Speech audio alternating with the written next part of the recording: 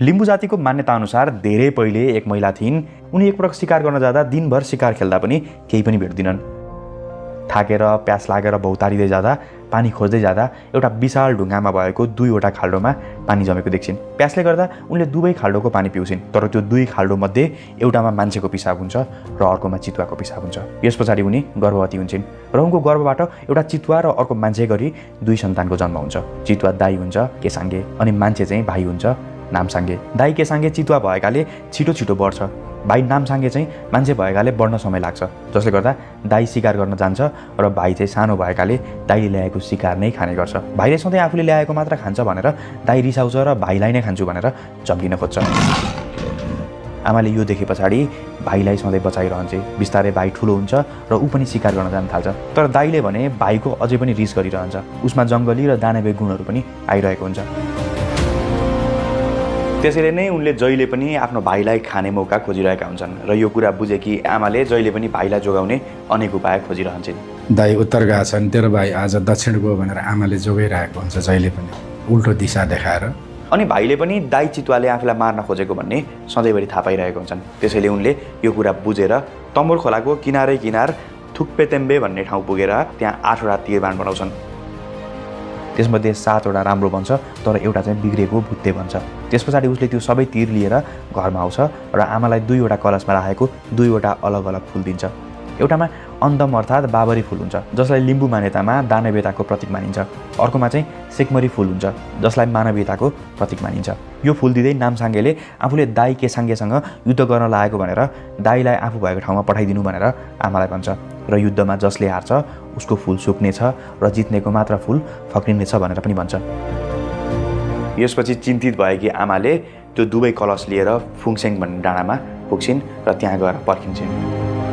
अनि नामसाङ्गे एउटा सिमलको रुखमा 8 तलाको मचान बनाएर माथि गएर बस्छ। त्यसपछि दाइ केसाङ्गे पनि त्यहाँ पुग्छ र दाजुभाइ बीच युद्ध सुरु हुन्छ र यो युद्धमा नामसाङ्गेले पहिलो बाण हान्छ। त्यसले दाइलाई लाग्दैन। दाइ 8 तलाको मचानको 1 तला माथि चढ्छ। यसरी नै अरू 7वटा बाण हानिसक्दा पनि दाइलाई लाग्दैन। यति बेलासम्म दाइ 7औं तलासम्म चढिसकेको हुन्छ। भाइसँग जम्मा अब एउटा मात्र बाण बाँकी हुन्छ, त्यो पनि सबैभन्दा नराम्रो सबैभन्दा भुत्ते बाण। अब केही बेरमै दाइ माथि चढिसक्ने र नामसाङ्गेलाई खाएर जित्ने भन्ने पक्का भइसक्छ।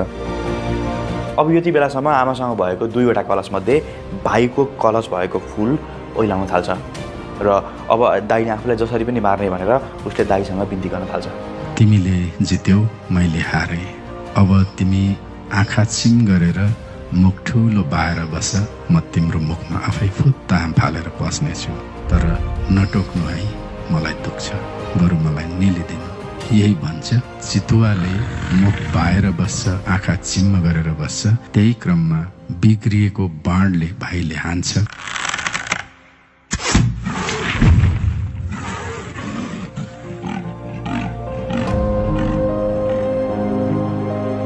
र यस पछाडि त्यो तीर लागेर दाइ केसाङ्गे माथिबाट तल खस्छ र उसको मृत्यु हुन्छ।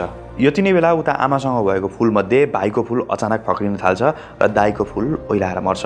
तर माथि भएको भाइ नामसाङ्गेले दाइ मर्यो कि बाँच्यो भन्ने थाहा पाउँदैन। त्यसैले ऊ डरले तल उत्रिन नै सकेको हुँदैन। त्यसपछि लोखर्के, काली, दुम्सी लगायतका जीवजन्तु आएर दाइ मरिसकेको, अब तिमी तल झर भनेर भन्छन्। तर पनि डरले नामसाङ्गे तल झर्न सकिरहेको हुँदैन। त्यसै पछाडि अन्तिममा लाटे कोसेर आएर तेरो दाइ मर्यो, अब तल आइज भनेर भन्छ। लिम्बूहरूले लाटो कोसेरोलाई विश्वासको प्रतीक मान्छन्। त्यसैले उसलाई विश्वास गरेर भाइ नामसाङ्गेले तलतिर हेर्छ। तब त्यहाँ दाइको लासमा झिङ्गा भन्किरहेको देख्छ र यस पछाडि ऊ तल पनि उत्रिन्छ र तल उत्रिसके पछाडि उसले दाइको चिनो स्वरूप उसको छाला निकालेर आफूसँगै लिएर जान्छ। तर त्यसरी लगेको छाला उनले जति सुकाउँदा पनि त्यो सुक्दैन। त्यस पछाडि उनी सेउ नामलाङ भन्ने डाँडामा पुग्छन्। त्यहाँ पुगे पछाडि भने त्यो छाला सुक्छ। त्यसलाई अहिले चाहिँ नेपालीकरण गरेर छाला सुकुवा डाँडा भन्छ। त्यो डाँडा पनि अहिले पनि छँदैछ र यसरी सुकेको छाला राति बास बस्दा रुखको टोटकामा राखेर उसुत्छ र त्यो रात त्यहाँ ठुलो हावा चल्छ। राति हावा बेस्कन चल्दाखेरि चाहिँ त्यो टोड्काबाट निक्लेको हावाले चाहिँ त्यो छालालाई त्यो कम्पन दिन्छ कि हर्र दिँदाखेरि त्यो चाहिँ बाघ जस्तो सुनिन्छ कि र त्यो आवाज ठ्याक्कै उसको दाइ केसाङ्गे अर्थात् चितुवाको जस्तै हुन्छ। त्यसैले दाइको यादमा उसले त्यो टोड्का काट्छ र त्यसमा त्यो छाला लगाएर त्यसबाट एउटा बाजा बनाउँछ र त्यही बाजा थियो च्याब्रुङ। दाइ खसे पनि उसको आवाज त जिउँदै हुने रहेछ नि भनेर त्यही रुखलाई काटेर त्यहाँ मोहरेर उसले बजाउँदाखेरि ठ्याक्कै दाजुको आवाज आउँछ। लिम्बू भाषामा चितुवालाई के भनिन्छ र चितुवाको छालाबाट पहिलोपटक बनेको मान्यता भएकाले यसलाई अझै पनि के भनिन्छ। तर यसलाई बजाउँदा एकातिर च्या र अर्कोतिर ब्रुङ गरेर दुई खालको आवाज निस्किने भएकाले यसलाई पछि च्याब्रुङ भन्न थालिएको र यसरी नै यो च्याब्रुङको उत्पत्ति भएको मान्यता छ। तर च्याब्रुङको उत्पत्तिको यो एउटा मात्र कथा पनि होइन, यसका थुप्रै कथा फरक फरक खालका मान्यताहरू छन्। तर यसको महत्त्व भने सबै बीच समान छ। कयौँ अवसरहरू र शुभ कार्यहरूमा लिम्बूहरू यही च्याब्रुङ बजाउँदै नाच्ने गर्छन्। मुख्य गरी घर बनाउँदाको समयमा घरको रक्षा होस् भनेर च्याब्रुङ नाच्ने अर्थात् हिमकाम। माथिबाट आउने वज्रहरू छ भने हाम्रो च्याब्रुङको मन्दमले त्यसलाई सिधा ताक्थे अर्थात् माचिदिने थामिदिने। भूकम्प भएर आउँछ भने त्यसलाई पनि पेलिदेऊ। यस्तै विवाहको बेलामा दाम्पत्य जीवन राम्रो होस् भनेर च्याब्रुङ नाच्ने अर्थात् मेतकामदाङ। लारो हा हा हा ए हा हा हा। उनीहरूलाई चाहिँ अब यिनीहरूको जीवनको फुल राम्ररी फुलोस्, यिनीहरूको मनहरू राम्ररी मिलोस्। यसरी फरक फरक अवस्था वा अवसरहरूमा नाच्ने गाउने शब्दहरू फरक फरक हुनसक्छ, अभिनय गर्ने तरिकाहरू फरक फरक हुनसक्छ। तर यो सबैमा विशेष भने हुन्छ च्याब्रुङ। लिम्बूहरू च्याब्रुङ नाच बाहेक पनि हाकपारे गाउँदा, धान नाच्दा, पालाम गाउँदा पनि च्याब्रुङ बजाउने गर्छन्। मुन्दुममा आधारित लिम्बू संस्कृति प्रकृतिसँग जोडिएको छ अनि लिम्बू संस्कृति समुदायमा आधारित संस्कृति हो जसका अधिकांश संस्कारहरू मानिस भेला भएर गरिन्छ।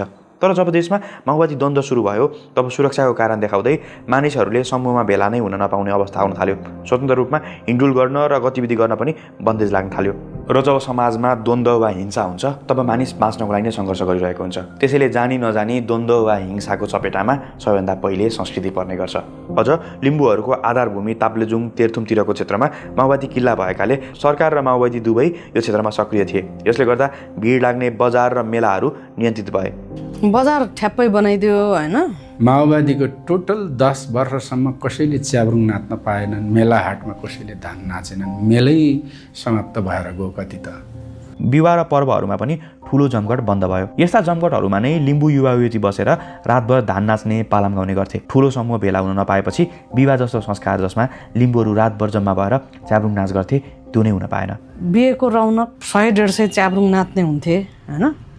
त्यो गाउँमै हल्लेको फिल हुन्थ्यो कि अब अहिले त्यो बच्चा बेलाको बिहे सम्झिँदा। अनि मानिसहरू नै पनि सशङ्कित भई भिडमा जान डराउने हुन थालेपछि पनि यो सबै कम हुँदै गयो। अनि अर्को भनेको द्वन्द्वकै कारण लिम्बू संस्कारमा प्रयोग हुने बन्दुक पनि हराउँदै गयो। खासमा लिम्बूहरू विवाहको समयमा घरमै बनाइएको बन्दुक पड्काएर खुसी मनाउँथे। बन्दुकेहरूको त्यो अड्डै हुन्थ्यो, त्यहीँ जाँड रक्सी, त्यहीँ मासु, त्यहीँ उनीहरूको होइन उनीहरूको गोठै फाल्दै बनाइदिया हुन्थ्यो। त्यहाँ बन्दुकेहरू तात लागेर त्यो बन्दुक पड्काएको सोचौँ न कस्तो चाहिँ देखिन्थ्यो होला। त्यो शान्त थियो क्या लिम्बूहरूको बिहामा। माओवादी आएपछि बन्दुक चाहिँ बन्दै भयो। अर्को भनेको पहाड र गाउँतिर असुरक्षित हुन थालेपछि सुरक्षाको खोजीमा मानिसहरू तराई र सहरतिर बसाइ सर्न थाले। अनि अझ युवा युवती त गाउँमा देखिन नै छोडे। मानिसहरू एक त कम अनि भएका पनि डरमा थिए। अनि च्याब्रुङ नाच खुसियालीको प्रतीक थियो, आपसी सद्भावको प्रतीक थियो। जब समाजमा द्वन्द्व बढ्न थाल्यो, डर बढ्न थाल्यो तब खुसी नै बाँकी रहेको थिएन। अनि मानिसहरू बीच भएको सद्भाव पनि शङ्कामा बदलिन थालेको थियो। अनि जब दुःखका खबरहरू मात्र आउन थाल्यो तब च्याब्रुङका आवाजहरू बिस्तारै मसिनो हुँदै हराउन थाल्यो। अनि यो 10 वर्षभित्र बिस्तारै लिम्बूहरूको सामूहिक च्याब्रुङ नाच मात्र होइन, मेला भर्ने, हाकपारे, पालाम गाउने चलन हराउँदै गयो। अनि यही अवस्था द्वन्द्व छाएका अरू संस्कृतिहरूले पनि भोग्न थालेका थिए।